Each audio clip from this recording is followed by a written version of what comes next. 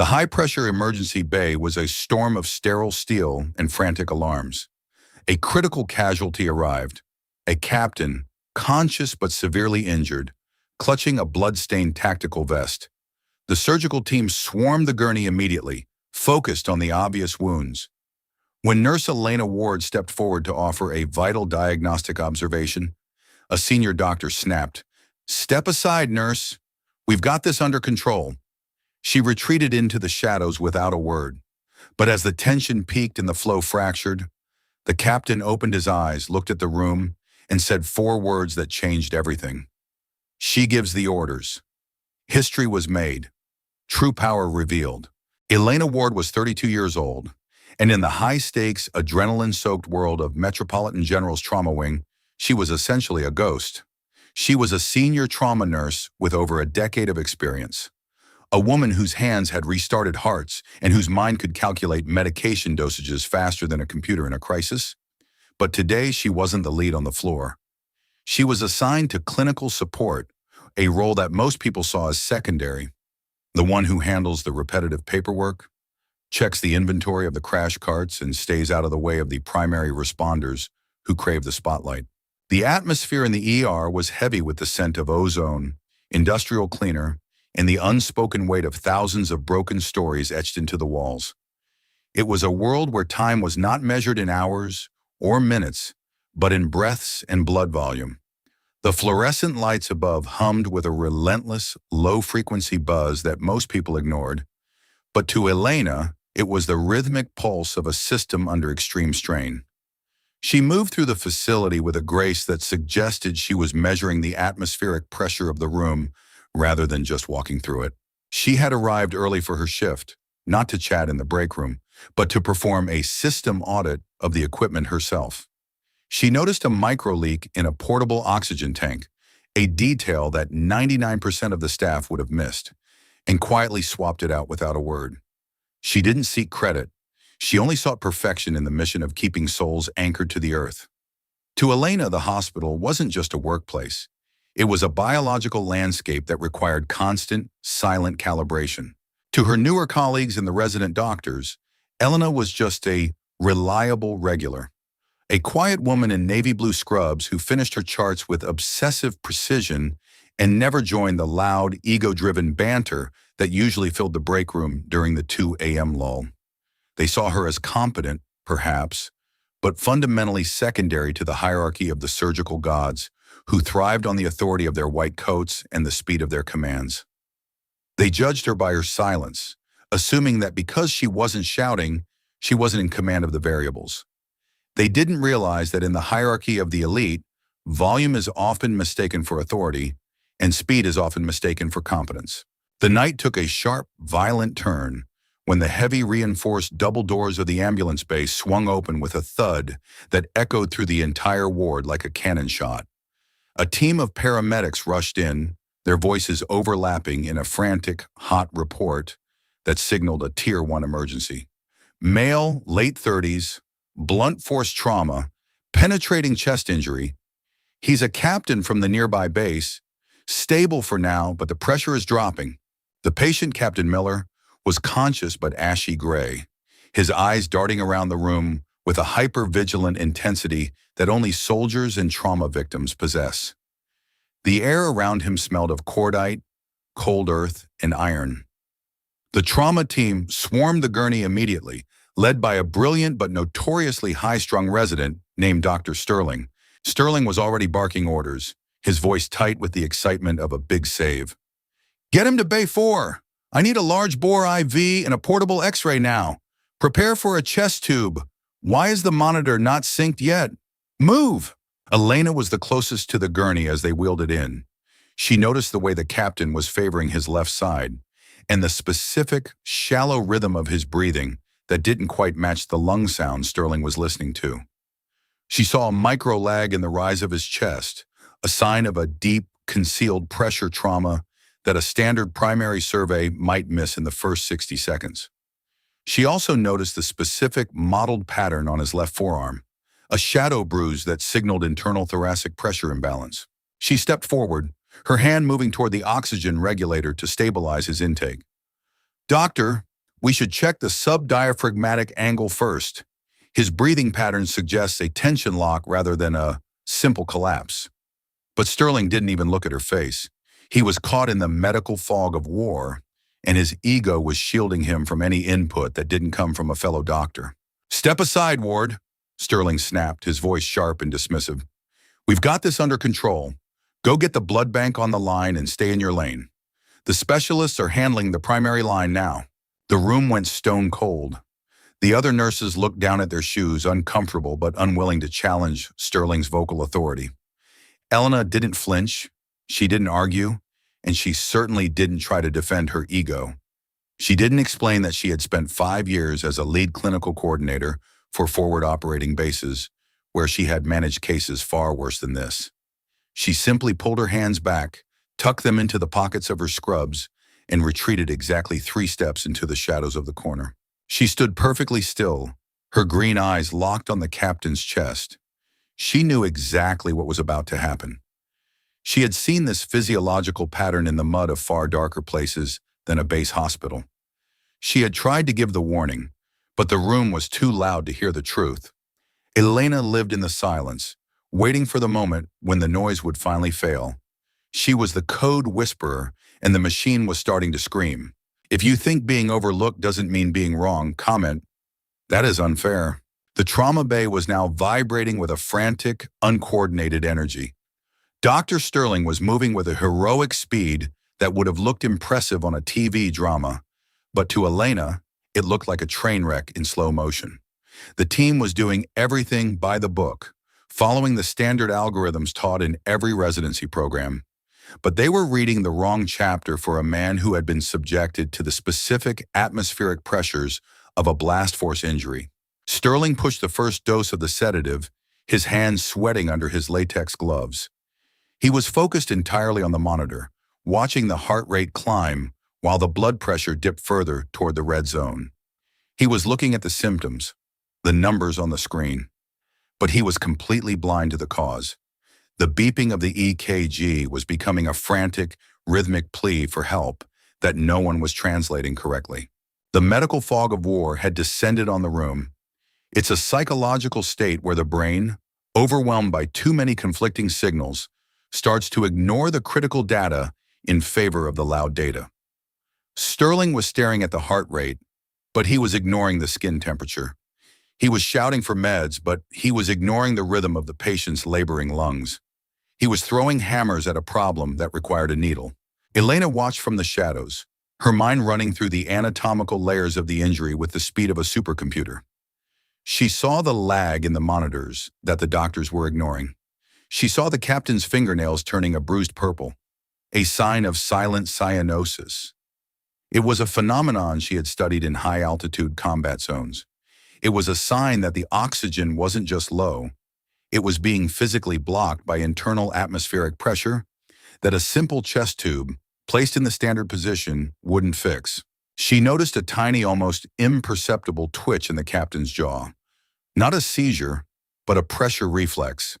He was fighting to keep his own airway open against an internal force that doctors didn't believe existed. If they pushed that secondary sedative now, his heart would enter a shock reflex loop it won't come back from.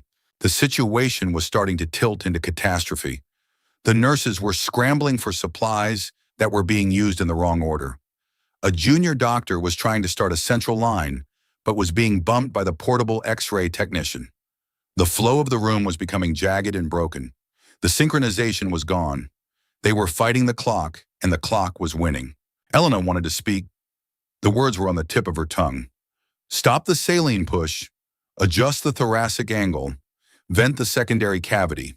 But she remembered Sterling's command. Step aside. In a hospital environment, breaking the chain of command during a trauma code is professional suicide. If she spoke now, Sterling would only shout louder to cover his own growing insecurity. He saw her as support staff, someone who knew where the blankets were kept, but likely didn't understand the complex language of high-pressure survival. He was looking for a title, but the patient needed a master.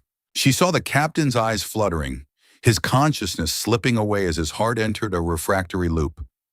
She saw the 3-millimeter lag in the rise of the right chest wall. It wasn't a heart problem. It was a tension leak from the internal assembly of his tactical vest pressing against a broken rib. She was the only one who saw the cliff, and the only one who knew how to fly.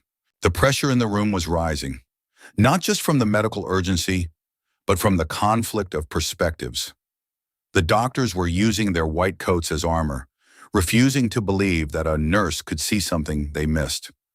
They were ignoring the warnings because listening would mean admitting they didn't have total control over the fate of the man on the gurney.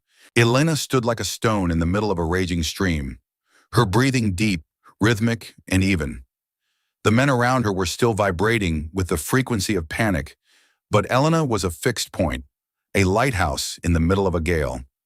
She reached into the utility cart behind her and quietly prepped a specialized microdriver and a decompression kit, keeping it hidden in the palm of her hand. She wasn't waiting for permission anymore. She was waiting for the moment when the truth would become the only currency that mattered. The monitor began a high-pitched, discordant scream as the captain's heart rate bottomed out. "Code Blue, he's arresting!" Miller shouted. But it wasn't an arrest, it was a lockout. And the master was finally ready to unlock the door. If you realize timing is as important as knowledge, comment, "I was wrong." The shift happened at exactly 2:18 a.m. Captain Miller's breathing suddenly hitched, a sharp, wet sound that cut through the chatter of the room like a gunshot. His eyes snapped open, wide, terrifyingly clear, and full of the raw, unfiltered adrenaline of a man who knows he is drowning on dry land. He looked at Sterling, who was fumbling with the laryngoscope, his hands shaking so much the metal was clattering against the captain's teeth. He looked at the junior resident, who was paralyzed by the alarm, and then his eyes scanned the perimeter, moving through the noise until they found the stillness in the corner. He saw Elena Ward. A flicker of recognition crossed the captain's face, a memory of a dusty field hospital in the Red Sector 3 years ago, where a ghost medic had saved his entire platoon under a rain of fire. She had no rank then, and she had no white coat. She just had the hands of a master and the call sign Raven. Miller's hand shot out, grabbing Sterling's wrist with a strength that shouldn't have been possible for a dying man. The room went deathly silent. Sterling froze, his face a mask of shock. "Captain, stay still. We're trying to save you." Miller didn't look at Sterling. He didn't look at the doctors. He looked directly at Elena and spoke with a voice that was raspy, bloody, but carried the weight of a battlefield command that couldn't be ignored. "Stop!" Miller gasped, his eyes never leaving Elena's. "Look at her! Look at the Raven!" He turned his head toward the senior attending who had just walked in. She gives the orders." The room went stone cold. The doctors looked at each other in utter confusion. Sterling's jaw practically hit the floor. "Sir, she's a nurse. She's just assisting." "I said, look at her!" Miller roared, the effort causing a spike of blood to cough into his mask. "She knows what she's doing. Listen to her, or let me go." This was the moment of the reversal, the moment where trust from the patient overrode the hierarchy of the system. The senior attending, Dr. Vance, a man who had seen enough war to recognize a veteran when he saw one, stepped back. He looked at Elena's posture, perfectly square, hands visible, eyes calm. He saw the combat master stance. "Who are you, Elena?" Vance asked softly, the tone shifting from authority to inquiry. Elena didn't waste a heartbeat on an apology or a boast. She didn't look at Sterling for validation. She simply stepped out of the shadows and into the center of the light with a speed and intent that made the residents stop and breathe. She was no longer a nurse. She was the commanding officer of the room. 1. Reestablishing priorities. She didn't perform a whole new procedure. She just fixed the point of failure.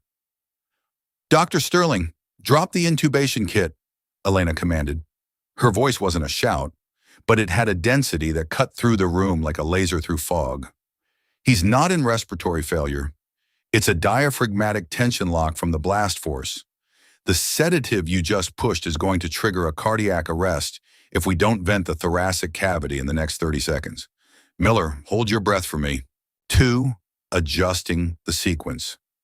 She didn't use force. She used a specific rhythmic sequence that sounded like a click of pure satisfaction. She felt the space between the ribs with a mechanical, cold precision.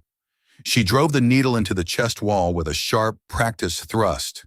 A sharp, audible hiss of trapped air, like a tire blowing out, whistled out of the captain's chest. It was the sound of a life returning. On the monitor, the flat line began to spike instantly. 10, 20, 60, 80. 3. Synchronizing the team. Vance, I need whole blood, not saline. Miller, stop the push, titrate the O2 to 5 liters, and adjust the PEEP to 10. Now.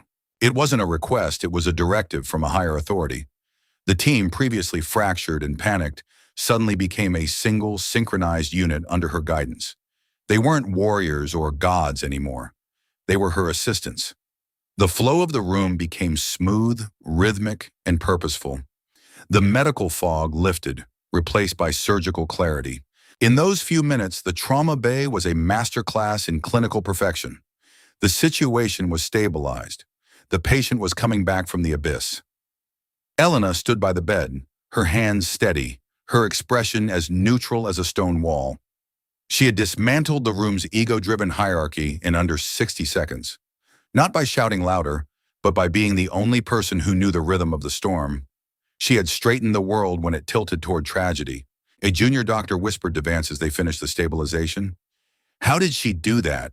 She just reorganized the entire trauma bundle in her head while the alarms were going off. Vance looked at Elena with a gaze of profound respect. She didn't just learn it, son. She's the one who wrote the field manual for the Raven protocols. We were just too busy looking at her scrubs to see her rank. Truth had arrived. The invisible shadow was gone, and the master was standing in the light. If you believe trust can change everything, comment, I am indebted. The remainder of the shift passed in a heavy, reflective silence that hung over the trauma wing like a protective shroud. Captain Miller was moved to the ICU with strong vitals and a clear path to recovery. The tension in the bay had faded, replaced by a strange, quiet energy as the staff began to clean up the wreckage of the crisis. The medical fog of war had been replaced by a newfound humility. The hospital at 4 a.m. is a strange, liminal space where the line between life and death feels remarkably thin.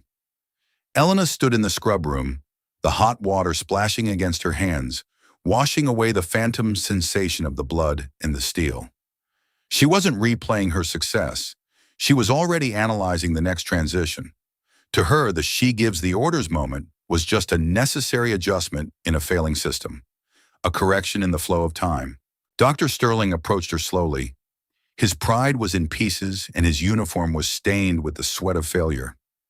He stopped a few feet away, looking at his boots for a long moment before finding the courage to speak. He felt the weight of his own arrogance pressing down on his chest like a physical stone. Elena, Sterling whispered, his voice shaky and devoid of its earlier swagger. I wanted to come over and apologize, formally. I had no idea who I was talking to. I was looking at the scrubs and the lack of rank. I wasn't looking at the eyes. I nearly let my ego kill that man. Elena looked up, her green eyes reflecting the fluorescent light with a calm that was more terrifying than a shout. It shouldn't matter who I am, Sterling. That's the lesson. It should only matter what the patient needs. You didn't know because you didn't look. You only saw the uniform in the silence. Next time, look at the eyes. They never lie about experience. Sterling winced at the cold truth of her words. He realized that her confidence wasn't a lack of interest in the room. It was a profound, terrifying competence that didn't need his validation. He felt like a trainee standing before a general who had just saved the company. Why didn't you say something earlier? Another doctor asked, leaning against the doorway, watching the exchange with a new kind of curiosity. You could have stopped us 10 minutes sooner. Elena gave a small, tired nod of acceptance. You wouldn't have heard me. You were too busy listening to your own titles. Sometimes the noise has to stop on its own before the truth can be heard. Fortunately for the captain, he recognized the rhythm before the music ended. He knew the silence of the shadow. The atmosphere at St. Jude's was forever altered that night.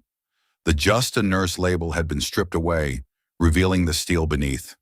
The staff didn't call her the new hire or the support girl anymore. They simply called her Elena, with a tone of reverence that was usually reserved for the chief of surgery.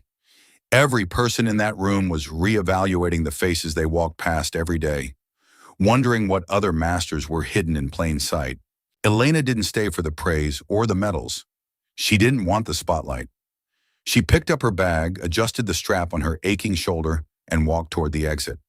As she passed the nursing station, the senior attending gave her a sharp, crisp, and deeply respectful nod, the kind of nod a veteran gives to a legend who has just held the line. She merged back into the morning flow of the city, just another shadow in the dawn. But inside the walls of that hospital, they knew the truth. She was the code whisperer, and her mission was complete. Truth had been served. If you believe respect follows understanding, comment, "I will live kindly."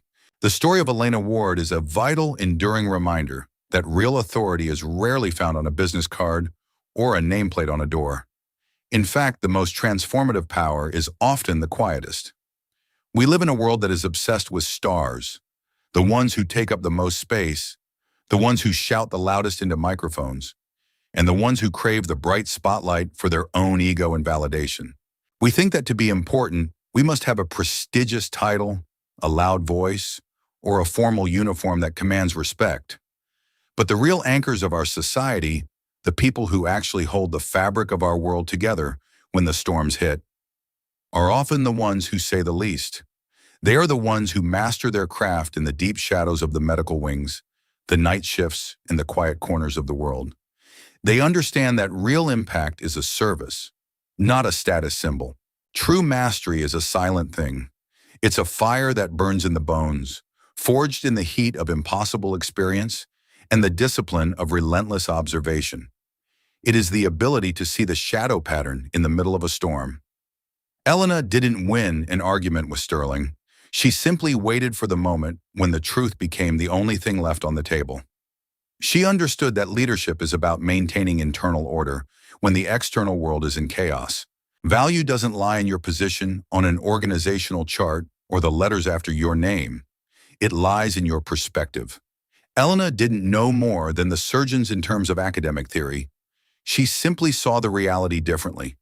She saw the connections between the dots that everyone else was treating as isolated incidents. She understood that in a crisis, the person closest to the problem is often the one with the most valuable information. Captain Miller didn't grant Elena power. He simply confirmed the power she already possessed.